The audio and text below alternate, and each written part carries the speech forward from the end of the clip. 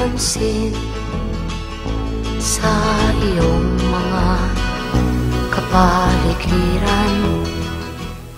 Okay, maganda nga po sa inyo lahat. At syempre, andito na naman po ang inyong lingkod sa Ed Rosales po sa Wow Action Balita. No? Maganda nga po Luzon, Visayas, Mindanao. Sa lahat po na nakikinig ngayon sa programang Wow Action Balita, maganda nga po sa inyong lahat. Ano? Mamaya po, itatalakayin po natin muli yung mga nangyayari sa ating kapaligiran. Ano? Lalo po yung nasabing operation ng Highway Patrol Group at ng pinagsama at iba't ibang ahensya ng ating pamahalaan gaya ng LTO, LTFRB, MMDA, no? Ay mukhang wala rin pong nagiging silbi. Bagamat kaunti nagkaroon po ng kaunting reaksyon yung mga bus at saka mananakay, ano? Ito naman po yung ating mga napapansin, ano. Ang pinagtutuunan ng pansin ngayon ay ang EDSA.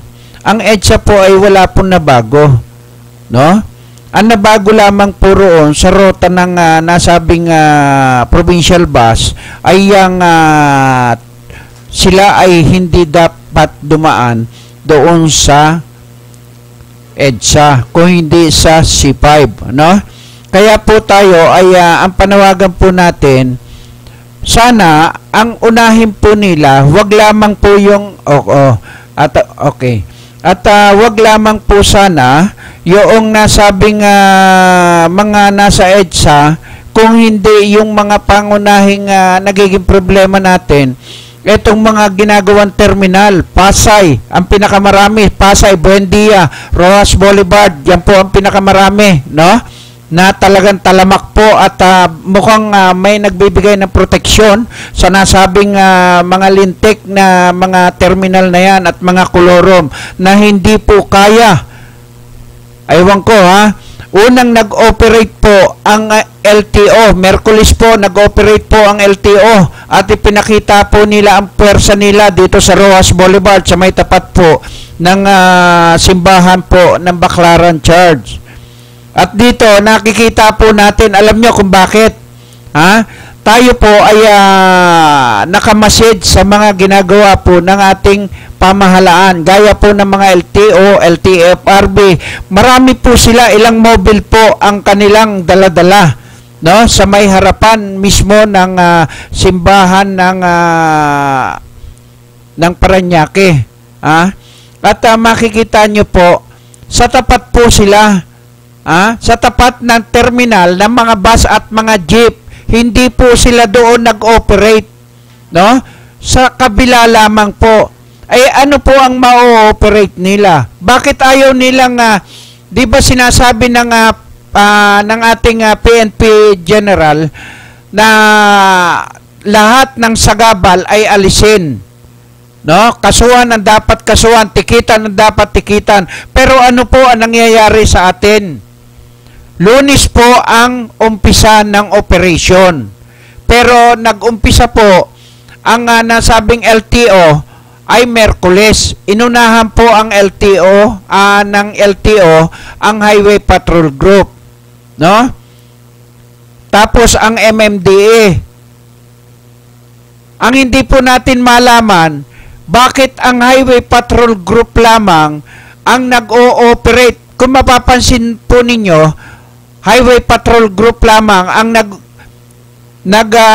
nag-ooperate dito sa EDSA at walang MMDA tayong makita. Kung hindi doon sa mga sulok-sulok makikita mo yung MMDA at nakaparking lamang sila doon sa bawat mga terminal ng mga illegal. O kagaya po ng illegal dito sa may Baclaran, Pasay, diyan sa loob ng Nichols, nandiyan po nakatambak po ang motorcycle. Ano po yung mga ginagawa ng mga tiga LTO? Nasaan po ang LTO? Wala po tayong makita ngayon. Kung hindi Highway Patrol, nakita natin kanina yung isang Highway Patrol group nandito sa may harapan ng Heritage Hotel. Ang nagiging problema lamang po natin, ang sabi nga po doon sa interview natin sa kanya, ay mula dito lamang sa dulo ng EDSA hanggang sa dulo ng monumento lamang po sila. ay hindi na pala nila pwedeng galawin yung mga nasa loob. Mga nasa labas lamang ang kanilang ginagalaw. Oh, di ba? Dapat yan sabay-sabay po na ang nasabing mga illegal terminal na yan, ang dapat bumuwag po dyan ay si Secretary Almendras. O, nasaan po? Secretary, yung sinasabi po ninyo, ha? Yung dapat tuwid na daan, ituwid nyo na po. No, habang maaga. At yung mga nagbibigay ng proteksyon sa nasabing mga terminal ng bus na yan at mga jeep, EUB, no, diyan sa may kahabaan ng EDSA, di ba, bumisita po kayo, nakahambalang pa rin po sa Pitwason yung mga nasabing mga bus na yan. O bakit hindi pa nung araw na yon ay pinahatak po ninyo? O ilang araw na po, mula Lunes hanggang ngayon, wala pa po tayo natitikman. At wala pa po kayo na ipapakitang ngipin o yung pangil na talagang susunod ang mga matitigas ang ulo ng mga bus at mga kolorum na yan. Pati, siyempre, ang unahin po ninyo, yung inyong mga tauhan, kagaya ng PNP, Highway Patrol Group, MMDA, LTO, LTFRB, na umiikot sa bawat mga terminal dito sa buong Pasay na nakikita po natin hanggang doon sa may Alabang, hanggang doon sa may Maynila, sa Loton. Sa lahat po ng dami ng mga terminal, ng mga kolorum, nandoon po sila. At bakit hindi po sila ang dapat nating pagtuunan muna ng pansin? Linisin muna natin ang sarili nating bakuran, Secretary Almendras, dyan sa nasabing Highway Patrol Group. PNP Chief Marquez, Sir, baka gusto nyo pagtuunan ng pansin muna yung nasabing grupo ng Highway Patrol Group na umiikot dito sa mga terminal. Pati yung mga nasabing mga MMDA, LTO, LTFRB, plus yung local traffic natin na siyang nagbibigay ng proteksyon. Wala na po ba tayo talagang magagawa sa problema ng ating bansa? Number 1 po, ang pangunahing problema po natin, corruption. Ang pangalawa, protection. Ang pangatlo, kotong. Hindi po nawawala yan dito sa ating bansa. Ang pinagtataka nga lamang po natin, wala pa po tayong mga nakakasuhan. Marami na po tayong mga ipinadalang letter sa bawat mayor. Pero wala pa rin hanggang sa kasalukuyan. Makikita naman po natin kung talagang mga gumagawa sila ng maganda. Pero tingnan nyo, maging si PO1 Punsalan ng San Pedro, Laguna, ay inaangal ng nasabing may-ari ng manok. Pero di bale, antayin mo lamang na sumagot si Mayor Catagis at tiyak maghaharap po tayo. At dyan mismo sa may San Pedro, Laguna, pupuntahan po natin. Ay sana naman, yung nasabing mga anomalya o yung mga nasabing pag-aabuso ng ating kapulisan, wag naman po ninyong sa aming gamitin sa mga sibilyan. Kagaya ng mga pinapatay ng mga sundalo doon sa Surigao. Di ba? Tapos tumatanggi po, nakapgo lamang daw po ang autorisado nilang miyembro. Di ba? Ay yung ba namang mga taong yan? Mga nag-aaral doon, pagkatapos bubuwagin ninyo, tatanggalin ninyo. Ano ang dahilan? Bakit ninyo tatanggalin dyan sa kanilang pinag-aaralan na eskwelahan dyan sa Surigao? Yung mga nasabing, ano yan yung mga parang AITA, ITA, no? Ay napakaraming, siyempre sila, gusto rin nilang mag-aral, no? Kaya nga po tayo ay wag naman nating silang gambalain sa kanilang pag-aaral. Kaya nga sabi nung mga nagtuturo doon ay lumalabas na ang ating kasundaluhan at kapulisan ang siyang nangunguna para manggulo doon sa nasabing mga aita na yan sa Surigao. Sabi nga ni Governor Pimentel kung ako lang, pahuhuli ko lahat yan. Siyempre, siya nga naman, tama yung kanya, sapagkat nananawagan siya sa ating mga kasundaluhan na bigyan naman sana ng proteksyon yung ating mga kababayan. Huwag naman po sana na ang mga nangyayari, kung sino pa yung maliliit, siya pong ginagipit. Di ba? Okay, tunguhan naman natin yung mga operation ng nasabing mga kapulisan natin tungkol sa drugs, no? Yung drugs naman po, ang pangunahing nagiging problema ng ating mamamayan sa ating bansa, Pag nagbigay po sila ng tip, impormasyon tungkol doon sa mga nagbebenta ng drugs sa kanilang lugar, ay hindi po sila ligtas. Hindi po sila ligtas sa kanilang mga ibinibigay na impormasyon. Bakit? At mismong pulis po ang nagbibigay at nagbubulgar ng kanilang mga pangalan.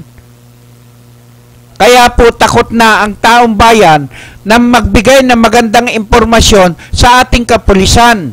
Kasi nga, mismong pulis ang siyang nagbibigay ng proteksyon sa mga nasabing mga nagtitinda ng drugs. Saan kayo nakakita na mismong pulis nalalapitan ninyo, hindi ninyo alam na siya pala ay protector ng mga nasabing drugs na yan?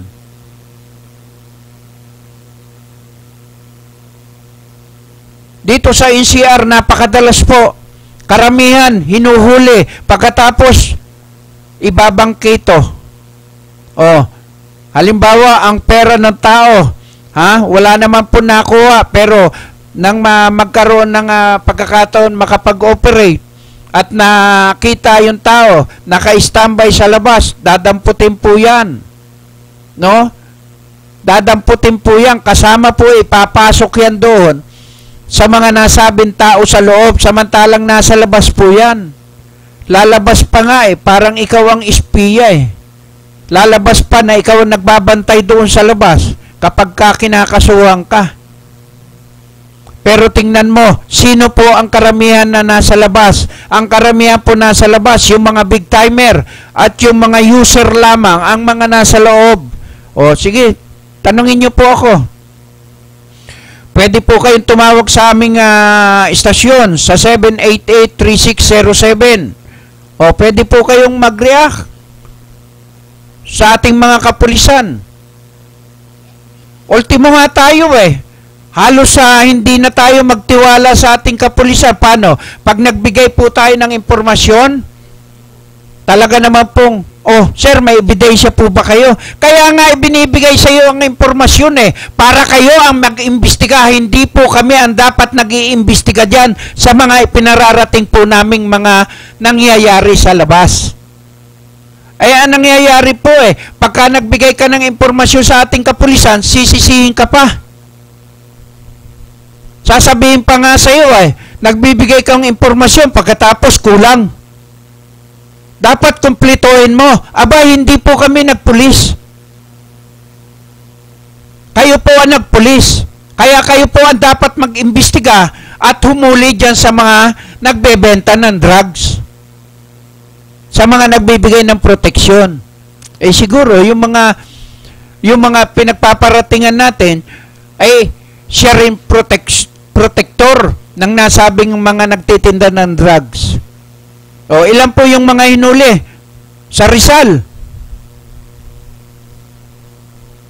Diyan sa Pasig, ilan po ang hinuli? Halos sunod-sunod na araw. Mga checkpoint, kinakapkapan yung mga nakamotor. Tama po ba yun? Tama po bang kapkapan ninyo yung mga tao? Kunin nyo, buksan nyo yung kanilang mga pitaka. Ay mukhang wala po sa batas yun eh. No? Hindi bale kung kahina-hinala po yun, ay kung lahat po ng mga nagdadaan dyan, ay pawang may hirap lamang, kayang-kaya ninyo. Kaya po nagagawa po ninyo. Pero yung mga nakakotse, magaganda ang bihis, hindi nyo po kayang kapkapan yan. At tinitiyak ko sa inyo, kaso ang aabutin ninyo. Ultimo nakabisikleta, kinakapkapan ninyo. Bag, hinahalungkat ninyo. Anong klase yan? Meron po ba kayong search warrant? Wala naman po kayong warrant. Nag-checkpoint kayo. Panay illegal naman po yung pag-checkpoint. Sige, saan po ba tayo nakakita ng mga nag-checkpoint na legal? Karamihan ay illegal. Kaya nga sabi ni Marquez ito ang pagkakataon para maibalik ang tiwala sa atin ng taong bayan. Correct ka dyan. PNP chief, sa sinabi mo, dyan ako sumasaludo sa iyo. Para maibalik ang tiwala ng taong bayan at ng mamamayan sa ating kapulisan, aba, gawin naman po ninyo nang naaayon doon sa inyong tungkulin. Ang nangyayari, kung sino yung malakas, walang problema. Pero kung sino ang mahina, may problema. Kung minsan nga sino po ang mga karamihang mga nakakulong? Wala pong mga kasalanan dahil bunga lamang ng kanilang kahirapan at wala po silang makuhang mga abogado at wala kasi silang pambayad, no? Karamihan ng mayayaman wala pong nakakulong. Sige, sabihin niyo po sa akin kung mayroon na pong mayaman na nahatulan. Wala pa po, di ba? Nung panahon ni Marcos, yung nang-rape kay Majid de la Riva, yun. Di ba? Mag-sample naman po kayo. Nung panahon ni Presidente Marcos, pinabaril niya ang drug pusher. Ay ngayon, magbigay naman kayo ng sample. May sample ba kayo? Wala. Ang pinaka-sample po ng ating mga kapulisan, yung ating mga opisyal ng ating PNP, kung sino yung mga sagasaan na mahina, siya po tanggal. Yung one strike policy po natin, no-take policy po natin, saan po nangyari? May nangyari na po bang ganon? Na tinamaan ng no-take policy at saka one strike policy po natin. Mayroon na po bang tinamaan? Wala. Sa Pasay, ilang hold-upan na po yan. Di ba? Sa one strike policy po ninyo, na sinasabi po ninyo kapag ka na hold-upan at ilang beses magkaroon ng hold-upan sa bawat isang bayan, ay tatanggalin ang chief of police? Nasaan po? Dapat tanggalin nyo na po yung chief of police. Pati yung director, district director sa Maynila nga, sobra-sobra na ang dami ng mga hold-upan. Sobra-sobra na ang patayan. Sobra-sobra na yung mga 16 auto. Lantaran po yan sa iba't ibang lugar, lalo dito sa Pasay. Nako, grabe na po talaga no? Wala na po tayong mapili. Quezon City. Kagaya ng binaril yung kolumnista sa probinsya. Di ba? Anong proteksyon na naibibigay ng ating kapulisan? Wala. Napakarami na po niyan na namamatay ng mga kolumnista, komentarista, TV host, reporter. Ano po ang nagagawa ng ating pamahalaan sa mga pinapatay na yan? Gayong nagpapahayag lamang at nagbibigay ng magandang impormasyon sa mamamayan. Pero anong ginagawa po ng mga nasasagasaan? Pinababaril, pinapapatay. No? Ganyan po kalupit. Walang kinatatakutan. Paano nga po may katatakutan? May dapat po bang katakutan sa ating bansa? Maging ang pangunahing presidente natin, dapat po bang katakutan ang presidente natin sa kanyang pagbibigay ng order? Sa kanyang mga kabinete? Hanggang doon sa ating mga kapulisan, sa senador, sa congressman, mayor, governor, chief of police, barangay captain. Meron po ba?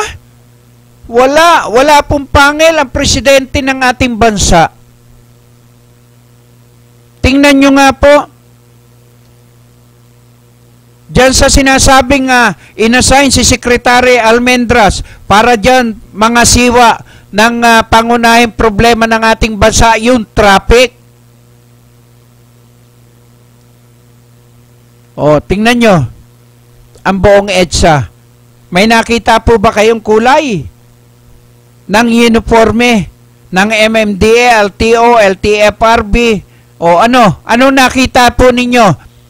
Ako nga, nakita ko dito, isang highway patrol group. Ang layo po ng distansya nila. No? Ang layo po ng distansya nila. At yan po ang pinaka maganda dapat na mabigyan natin ng pansin. No? Okay, Ernie, magandang hapon sa iyo. Yes, magandang hapon sa iyo, kapatid na Eddie Rosales. At ako'y medyo napahinga ako ngayon sapagkat ako ay gumagalugad sa lahat ng sulok ng Luzon ng Maynila. Okay. Dito sa dinaanan ko, dito sa nakalagay dito, sa tahanan ng masa, ito ay pinangangasiwaan po naman ng isang lingkod bayan nitong si Congressman Atong Asilo. Okay. Ayan, dyan mo matatanaw, kapatid, yung tinatawag na silangan at kanluran, kung paano pangalagaan nga yung mga senior citizens. Magaling nga yan, si Asilo. Okay. Oo.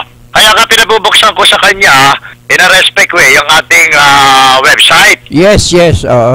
Dahil nga kasi kaya ko sinamantala ito yung pagkakataon na to, sapagkat sa punto ngayon, bagamat hindi naman natin pinapangalanan ang bawat isa doon sa mga mapang-usig, ay tinitingnan natin yung talagang aktibong pagkilos ng nasabing iniluklok ng pamayanan para maglingkod sa kanyang nasasakupan. Tama yan. Kaya sabi ko nga, sasamantalin ko ang pagkakataon nito dahil unang-una, matagal ko nang kilala itong aking binabanggit na pangalan ay makapatid ito. Okay. Yung isa naman ay si Abet Asilo. Okay. At ito naman si Congressman Atong Asilo. Okay. Dahil kung mapupunta ka sa gawin ng Pritel, ikaw naman ay nadadaan dito, ay may sasakyan ka naman, makikita mo nakasulat yung tahanan na masa na ito'y sinaayos, hindi lang para sa bata o matanda o sa mga disabled, kundi ito ay para sa lahat ng mga taong nangangailangan na bukas palad nilang pinakakalooban ng tulong. Okay yan ang take note lang. Kasi bagamat naka-record tayo, no? Bagamat wala tayong motorsiklo, siguro pagtanggap ko sa iyo ng komento, yung sweldo ko sa iyo, ay makakabili na ako ng motor. Diba? Oo nga. Kaya sabi ko nga kay Congressman, this time, nag-street reporting ako, very abalang-abala yung ating lingkod bayan dito dahil napakaraming hinaharap sa mga sumandaling ito. Okay. Pero yung paggamit ko ng communication ay dito sa loob ng kanyang tahanan dahil nga hindi magkamayaw yung kanyang mga kausap, yung mga paglilingkurang mamamayan dahil ito rin ang naglagay ng mga tinatawag sila magkapatid, yung naglilinis sa karsada. Ganon. At yung street sweeper. Okay. Kaya kung mapupunta ka sa gawin na to, bagamat may mga pumupukaw na negatibo, nagkakamali po sila. Sapagkat ito po ay nasasaksihan ko, tuwing ako'y madadaan dito, na malinis naman po ang nasabing kapaligiran. Kaya kapatid na Eddie Rosales, bilang ama ka ng programang ito, for those who are now watching our website, yan po ngayon ang nabungaran namin, maging yung kapatid nating si Eddie Buwan ay kasama ko rito. Okay. At lumilibot kami, hindi lang dito sa unang distrito ng Maynila. Correct. Kaya siguro isa-isahin ito ni Congressman, tulad ng mga batang gala, okay, na kung minsan ay inaabandona na ng mga magulang dahil kagabi nagkaroon ako ng karanasan dito sa lugar ng Barangay 104 at isang 13 anyos nga, hindi ko naman papakalanan ito, that is minor eh. Oo. Pero doon sa punto ng sinabi nila sa atin na prodigal yung bata, black sheep, talagang iba na ang dating, ay nananawagan tayo sa mga tamang kinaukulan. Kasama ka na rin bilang ama ka ng programang Wawaksyon Balita Kakampi na sumaybayan itong mga minor de edad na mga batang ito na tila baga inabandona na ng kanilang mga magulang. DSWD yan. Oo, at saka yung sinasabi na lang Boys Town. Oo, yan. Ang isang malalim na palaisipan dito, ayon sa mga negatibong natatanggap natin, ay nakakatakas di umano. Ayon lang naman dun sa mga nagsasabi. Nakakatakas o pinatatakas? Ayan ang hindi natin alam. Pero dito sa kinalalagyan ko ngayon, dito sa tahanan ng masa, malapit sa tahanan at nandito ako sa tahanan mismo ng ating butihing Congressman Benjamin Atong Asilo, ay talagang nakaprepared yung mga benepisyo na dapat ipakaloob sa mga katandaan na talagang hindi na kayang maghanap buhay ng araw-araw. Ayan, oo. At sana Ernie, kung makukuha mo yung mga ma-interview yung si Congressman o kaya yung kapatid at saka yung mga tao dyan, ay kunin mo para ma-interview natin. Alam mo, kapatid Eddie, with your respect, bilang paggalang, bilang ikaw ang ama ng programa, sinulat na niya yung iyong programa at siguro mga some other day tatawag daw siya sa akin at mag-guest siya sa'yo. Yes, okay. Walang problema. Mag-guest daw siya sa'yo at binigay ko naman ang iyong pangalan, Mr. Eddie Rosales, at binigay ko rin yung title ng ating programang Wow Action Balita Kakampi para magkadaog palad kayo sapagkat marami nga siyang iaahin. Tama yan. Sa akin. Okay. Ito namang iaahin niya para sa kapakanan ng masigit na nakararaming mga kababayan natin na kung saan ay sa palad niya na talaga namang nakisasaksihan ko ay kanyang pinagkakaloob hanggat makakaya ng kanyang makakayanan. Yan bang Maynila, ilang distrito yan? Ito ang unang distrito ng Maynila, kapatid na Eddie Rosales. Mabuti yung maliwanag, At, unang distrito, first district. Okay. Ito ang unang distrito ng Maynila na kung saan ay matagal niyang pinaglingkuran. Until now, continuous ang kanyang paglilingkod. Kaya ako naman ay nakasubaybay sa kanya dahil yun ang nakikita ko rito sa area na to. Kaya hinahamon ko ang lahat na gumawi kayo rito para masaksihan nyo yung mga sinasabing senior citizens na kung saan kung paano pakalooban po ng ating butihing Congressman Atong Asilo. Yan, At Ernie, at kung makukunan mo ng video, kunan mo yung mga nandyan sa loob niyan, Tapos para kapag nag-guest siya, yun ay ipapakita natin. Marami kasing abala si Congressman at hihingi tayo ng pahintulot sa kanya para makuha ng litrato, isasubmit ko sa iyo. At kasama ko rin si Eddie Bandito this time magkausap sila ni Congressman. Pero kinuha niya yung iyong pangalan at kinuha niya yung pangalan ng programa. Okay. Kinuha po ni Congressman, butihing Congressman Atong Asilo. Ang importante, yung website natin maibigay mo sa kanya.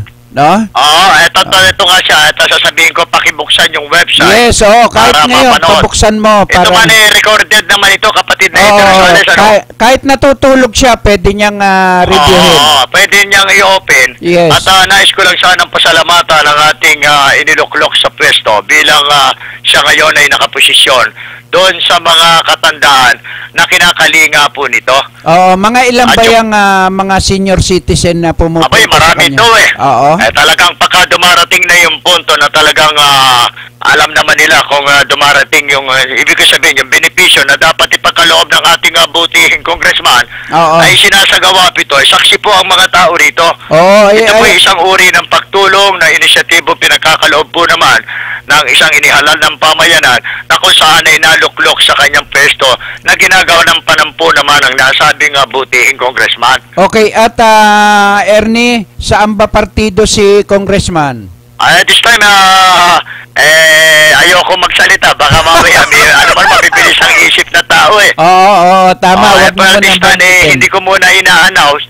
Pero darating ang time, ay siguro siya mismo sa kanya na kinabutihing Congressman na Benjamin Atong Asilo, kasama na rin yung kanyang kapatid na lingkod bayan. Correct. Na si Abet Asilo, no? Sige. Bilang konsehal ng Maynila. Konsehal. Oo. Siya naman ay congressman dito. Oo. Ayoko magsalita, baka magkaroon ng kulay. Pero kung ano yung nasasaksihan ko, kapatid na Eddie Rosales, bilang kamaka ng programang ito, yung po naman ang ating sinisigaw na hindi po natutulog sa isang sulok ang isang inihalal ng pamayanan, kundi ito po ay pinangangalagaan ng mga katandaan na nasasakupan niya na talagang hindi na po pwedeng maghanap buhay. Ayan. At yun ang isang tinititigan ko rito. Dahil tuwing dadaan ako rito, dahil tigatundo ko, nakikita ko naman. Yan, oo. At, kaya sinamantala ko itong pagkakataon na to, hindi ko lang siya makadaupal. At sinabi nga niya sa akin, maybe sa Mother Day, makikilahok siya sa ating programa. Kaya binigay ko ang pangalan mo. Correct. At ang pangalan ng iyong programa. At by using telephone communication o cellphone, I'll get in touch to you as a father of the said program of Wawaksong Balita Kakampi. Oo. Andito ang aking kapatid na magandang lalaking si Eddie Buwan. Sige, papasukin mo yan. Ito, tatawagin ko. Kapatid na Eddie, tawag ni Brother Eddie Rosales, ang ama ng programa Wawakson. Magandang hapon sa iyo, kapatid. Si Eddie Buwan to, kapatid. Okay, at magandang hapon sa iyo, kapatid. At bakit ngayon ka lang pumapasok sa ating programa at medyo nagkaroon tayo ng konting problema. Alam mo naman siguro 'yun, kapatid, sa aking mga anak Oo, at okay, at ano ba ang iyong maibibigay na impormasyon ngayon dahil malapit na ang October, no? Yung filing ng candidacy. Well, ang masasabi ko lang, kapatid, kahapon ay in-interview ko itong si Chairman Parce. Okay. Ito yung mga pinupukaw niya sa akin na mga media, di umano, na pag hindi napagbigyan, ay tinitira siya sa dyaryo at sa radyo. Ganon? Hindi naman kako lahat ng media, ganyan. Tama. Chairman. Oo. So, ipinasok ko siya dito at pinagsalita ko siya dito kay Paski Natividad. Dito sa programa naming Talakayang Pinoy. Okay. At sinabi niya lahat ang mga punto de vista na dapat sabihin sa mga tagapakinig natin. Tama yun. Actually, may mga senior citizen pa ron nung mga oras na yun, nung ini-interview namin at nakikinig sa amin. Katulad nga nung sinasabi ng iba, pag malapit na eleksyon, ay dumarating ang mga ganyang puntong paninira at puro sila magaling. Hindi maalis na sa politika yan, kapatid. Tama yun. Kaya pagpasensya mo na kung hindi ako nakakapasok. Medyo marami tayong iniintindi sa ano na yun, kapatid. Kapatid, ikumusta mo ko kay Paski? Kasama ko yan sa DCRJ nung araw. Baya mo, makakarating. Nasa DWAD siya, kapatid. At nandito nga kami sa bahay ni Congressman Atong Asilo. Sabihin mo sa kanya, kumusta? Sabi ni Ed. Kasama ko yan doon sa RJ nung nagpo-programa kami pare-parehas doon. Ganun ba? So, kumusta ka na, kapatid? Ito, okay pa rin. Healthy pa rin.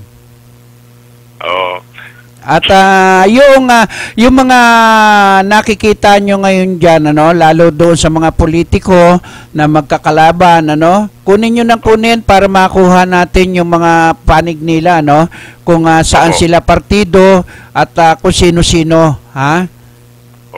Para na sa ganon ay gagawin natin. So, yan pa lang muna ating maibabalita, kapatid. Okay. At mula pa rin dito sa tahanan ni Congressman Atong Asilo. Pinabalik ko sa iyo ang aking kapatid na si Ernie Buwan. Okay, thank you, kapatid. Yes, maraming salamat, kapatid na Eddie Rosales. Oo. Yan ang mga kahapon lamang ay isang karanasan niya na kung saan ay siguro nasaktan yung ating inihalan ng pamayanan na barangay chairman. Tama yun. Sa punto de vista ng mga naranasan niya. Tama yun. At kung minsan kasi masakit naman kung hindi naman totoo na sila ay ganon, no? Kaya nga, sinaksihan namin at kami, nakapasok ako, hindi ako dapat makapasok sa kaloob-looban ng parola. At sa katotohanan yung ba yung sinasabi mo sa parola? Oo, siya yun nakakasakop dyan. Ganon, oo. Pero kaagapay niya rin dito si Congressman Atong Asilo dahil best friend niya to eh. Okay. At hindi naman nawawala yung tinatawag na inisyatibong kaagapay na kapag ganyan ay makikita mo yung kulay na talagang lumulutang sa mga ganyang gawain. Oo, at kaya nga ako iniisa-isa ko magmula nga sa baba hanggang pataas dahil minsan dito sa mga PCP commander kung for your information may pumutok ng balita regarding naman dyan sa nasasakupan ng Station 8. Oo. At ito ay nakasuhan na yata ng General Assignment Section na nakatalaga di umano sa PCP. Oo. BIMAPA. Okay, BIMAPA. Yung 4 na pulis yata ito na nakalagay ngayon sa pahayagan. The merit of the case is already inside the right authority, no? Hindi naman natin dapat pangalanan pa. Okay. Ito naman ay naisulat na sa pahayagan. Kahit naisulat na sa... ng istorya lahat. At ako nga nasupresa at nasasaktan din naman ako bilang mga lingkod bayan sila. Bakit naman ganun ang nangyari? Ayun, ang pinakamabigat ko. Kaya, siyempre, command responsibility, ako nga madalas pumasok sa mga PCP dahil nga madalas ko sabihin sa'yo, always inform PCP commander. Correct. Pagkatapos pag may nakatayo doon, ay sasalaging ka, sasabihin wala. Yun, ang pinakamabigat doon. Kaya sabi ko sa kanya, in a respect way, nagpunta kami rito, hindi para sa anumang bagay o kulay. Ang gusto lang namin, malaman kung ano yung mga proposal na ihahain nyo sa inyong nasasakupan. Correct. Ako nagpunta rito sa tahanan ni butihing Congressman Atong Asilo, Benamin Asilo, pero bukas ang pintuan dito. At hindi nakasarado. Yan ang pinakamaganda. Kaya nga lang, siyempre, may mga right person o mga taong dapat bigyan ng prioridad para makausap, kaya hindi ko inaabala. Okay, ilarawan mo nga sa akin, Ernie, yung kapaligiran dyan. Kapaligiran dito, kung magagawi ka, malapit ito sa Pure Gold Tayuman. Okay. Meron dito tinatawag na Pure Gold Tayuman. At pagka tumawid ka, makikita mo yung PCP Pritel. Okay. Yung nasasakupan ni Police Superintendent Rederton Orsano. Ayun. Yan, ang nasasakupan, ano? Ito yung malapit. Ito yung malapit sa area mo. Area ko to, Maynila ito ngayon, nandito yung tinatawag na Pritel Market. Okay. At pag gumawi ka ng konti, dun mo na mababasa yung tahanan ng masa. Ayun, At dito, makikita mo, kung minsan pag kung madadaan ka, ay may mga programa rito na patungkol naman doon sa mga katandaang pinangangalagaan ng butihing Congressman Benamin Atong Asilo. Kapatid, wala ka bang makuhang mga matatanda dyan, yung mga senior citizen? Kunin mo. Ala tayo dito tayo sa mismong loob ng tahanan. Okay. Kaya hindi ko na inabala si butihing Congressman Atong. Pero kinuha nga niya yung pangalan, pati pangalan ng programa mo. Siguro mamaya i-open niya yung website. Correct. Yan lang lamang yan, At muli pa akong babalik, siguro naman mahaba pa oras natin, Okay, mahaba pa yan. At saka, take note lang at yung kay Ariel Caramoan. Ginagawa na. Pakilala lang, ako na mismo magdadala. Correct. At para meron tayo, in a respect way, hindi natin nilampasan ang ating butihing District Director Rolandanan. At ang ginagawa na ngayon ni, at nagpapagawa tayo ng request letter para doon sa request mo. Okay, Caramoan, At saka yan na muna, kapatid ko, at hindi na ako magtatagal at kami gagalugad pa. Medyo walkathon kami ngayon. Okay. Walkathon tayo at si Congressman, ating buting Congressman Benamin Asilo ay mag-live sa'yo sa Mother Day. Sinabi niya na sa akin, kinuha yung pangalan mo. Okay. Pasamantala, kasama ko pa rin ang aking kapatid na si Eddie Van para po naman sa ating programang Wawaksyon Balita Kakampi at taos puso nagpapasalamat sa butihing Congressman Benamin Atong Asilo.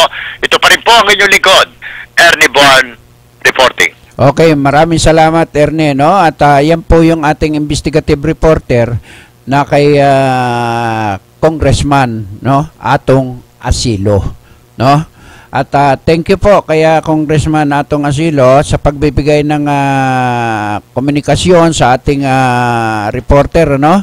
At siyempre lahat po tayo ay yan po yung ating mga hinahangad, no? Kaya po tayo ay umiikot tayo sa iba't ibang lugar gaya po ng mga opisyal ng ating pamahalaan, barangay captain, mayor, vice mayor, konsehal, kagawad.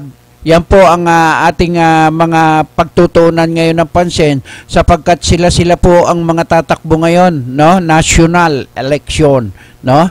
Kaya po tayo ay sabi nga natin para makuha po natin yung kanilang agenda at saka yung kanilang plataforma, no?